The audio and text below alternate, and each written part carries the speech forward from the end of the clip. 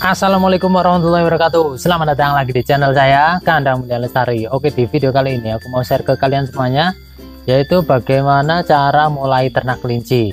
Nah, di video kali ini aku mau membagikan tips-tips atau tahapan-tahapan atau persiapan apa saja yang harus kalian persiapkan ketika mau ternak kelinci. Oke, simak terus videonya sampai habis.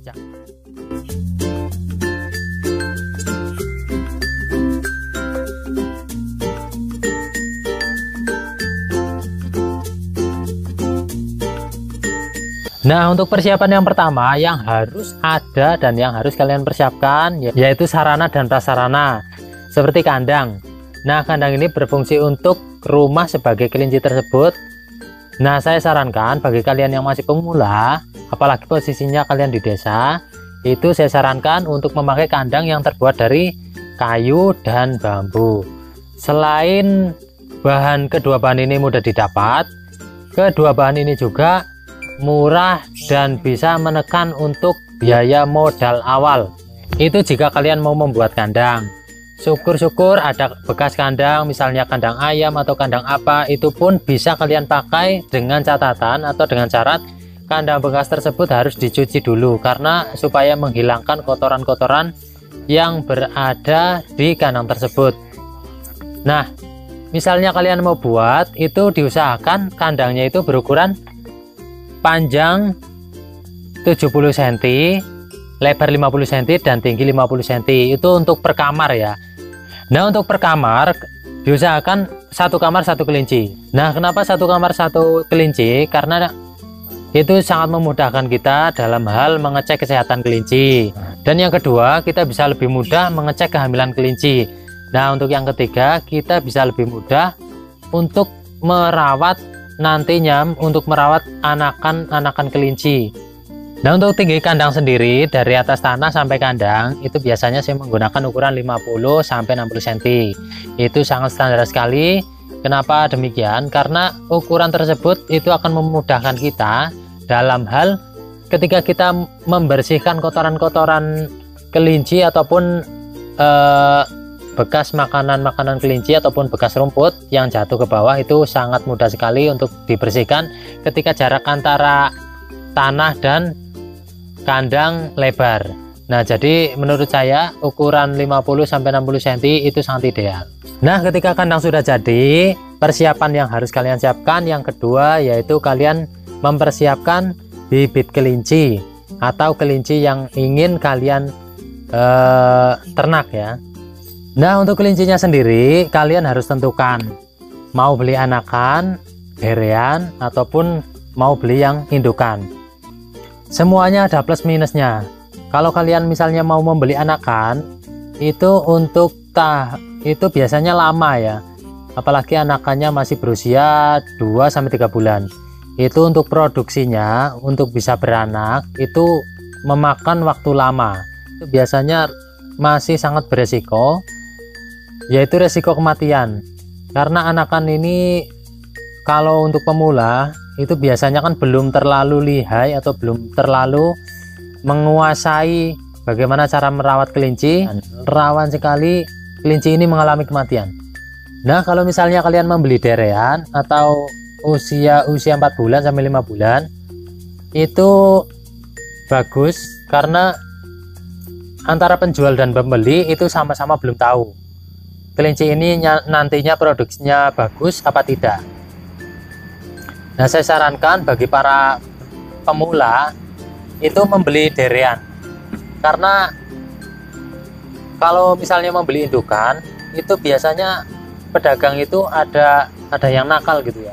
Jadi misalnya indukan ini sudah produksi berulang-ulang, tapi dia posting di Facebook ataupun di pasar ataupun dijual di pasar, dia bilangnya ini baru produksi 2 kali. Nah, itu plus minusnya kalau kalian mau membeli kelinci. Jadi saya sarankan kalian bisa beli derean ataupun bisa juga beli indukan yang masih yang masih belum terlalu sering produksi. Itu masih bisa diharapkan keturunannya. Ketika kalian sudah mantap ya menentukan mau beli anakan, apa derean, apa indukan, itu saya sarankan jangan membeli kelinci yang mahal-mahal dulu ataupun kelinci hias, karena kita ini kan baru belajar memahami bagaimana caranya memelihara kelinci. Kelinci itu bisa hidup di rumah kalian 1 bulan pertama, bisa hidup aja sudah alhamdulillah gitu ya, berarti kita sudah mempunyai jiwa-jiwa peternak gitu ya. Nah, yang terpenting yaitu ketika kita mau memulai itu bagaimana caranya kita merawat kelinci tersebut supaya bisa hidup, itu yang pertama. Yang kedua, bagaimana supaya caranya kelinci itu bisa hamil dan juga bisa beranak. Nah, untuk yang ketiga, bagaimana kita merawat anaknya itu sampai besar tanpa menimbulkan banyak kematian, karena biasanya paling rawan kelinci mati itu ketika usia 1 hari sampai 35 hari, itu biasanya rawan sekali. Nah, bagi kalian yang belum pernah memelihara kelinci, saya sarankan untuk membeli kelinci yang murah-murah saja. Kelinci Bliggon atau yang sering disebut di daerah kami itu Rambon, itu harganya relatif murah ya. Kalau yang anakan ya sekitar 30, 35. Kalau yang derean ya paling sekitar 50, 60, 70. Kalau yang sudah dewasa ataupun indukan itu ya di kisaran 100 sampai 150-an lah. Itu yang jenis Bliggon ataupun Rambon. Saya sarankan untuk bagi para pemula yang ingin belajar memulai ternaknya, itu saya sarankan menggunakan kelinci-kelinci yang harganya murah atau kelinci lokal saja. Nah, setelah kandang sudah siap, kelinci sudah ada, untuk tahap yang ketiga yaitu kalian harus menyiapkan pakan kelinci. Itu intinya ada 3 ya: pakan basah atau rumput, pakan konsentrat, yang ketiga adalah pakan pelet. Kalian tinggal mau pilih yang mana. Nah, untuk pakan rumput sebenarnya semua jenis rumput itu kelinci itu doyan. Tapi kalau ternaknya, kalau jumlah kelincinya yang ada di kandang itu banyak, itu bisa rumput apa saja itu bisa doyan. Tapi kalau misalnya kelinci cuma 1, 2, itu biasanya pilih-pilih. Itu yang sudah saya alami ya di kandang saya, itu seperti itu. Dulu pas pertama saya ternak kelinci, kalau masih sekitar 2-3 ekor itu ya, kalau misalnya ngaritkan suket yang biasa itu ya, suket liar, rumput liar, itu biasanya nggak begitu doyan. Tapi kalau misalnya udah ada 5 ekor, 10 ekor, 15 ekor, itu biasanya rumput apa aja doyan. Kalau yang paling disukai kelinci, biarpun masih berapa ekor, itu tetap mau makan, itu biasanya rumput sawah. Itu pasti semua jenis kelinci lah itu doyan. Nah, untuk yang kedua, pakan konsentrat, yaitu pakan campuran yang bernutrisi. Nah, kalau pakannya itu cuma rumput, itu biasanya tubuh kelincinya itu kurus ya, kurang ada nutrisi, karena rumput itu kebanyakan mengandung serat. Kalau masalah protein dan lain-lain itu masih harus ada tambahan dari pakan konsentrat.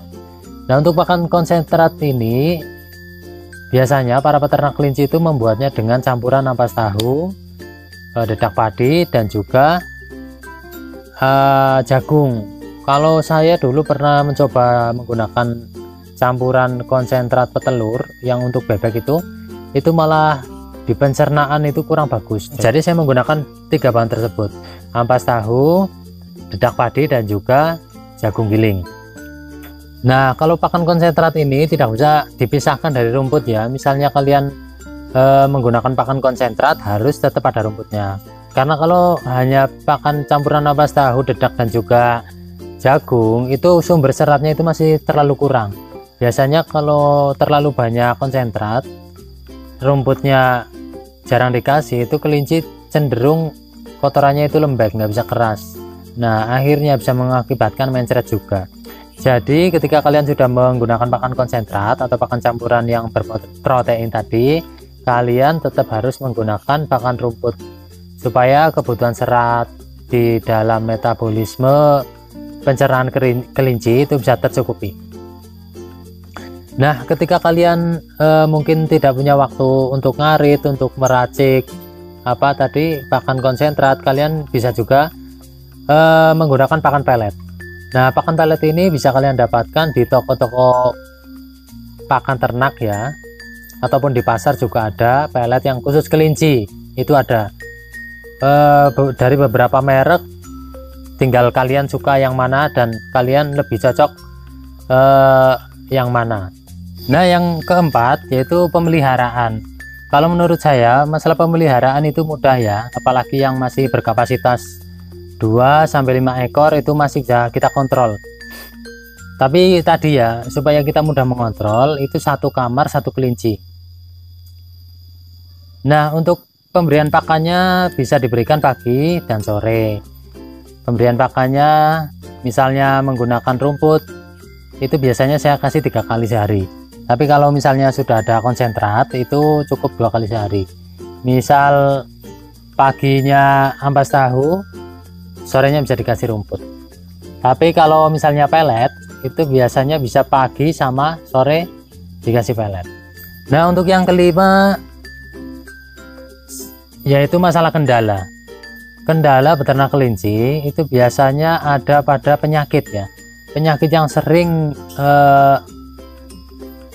sering mengenai kelinci yaitu biasanya yang paling umum itu adalah penyakit skabies atau gatal atau gudik. Kita sebagai peternak itu dituntut harus bisa menjadi tukang suntik kelinci yang terkena gudik.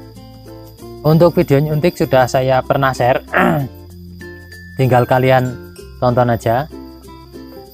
Tapi kembung dan mencret itu sebenarnya bukan masalah ya, maksudnya itu bisa diatasi juga. Yang penting kalau misalnya memberikan rumput itu diusahakan harus dilayuan terlebih dahulu, jangan rumput segar. Misalnya kalian ngarit pagi-pagi masih basah itu langsung dikasihkan ke kelinci, itu bisa mengakibatkan kelinci itu kembung.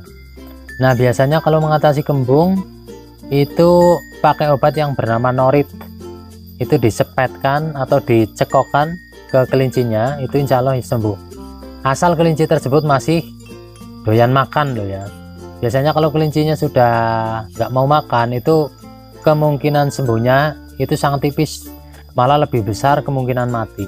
Nah, itulah tadi tips dari saya atau tahapan-tahapan ketika kita mulai memelihara kelinci dan kendala-kendala yang harus dihadapi.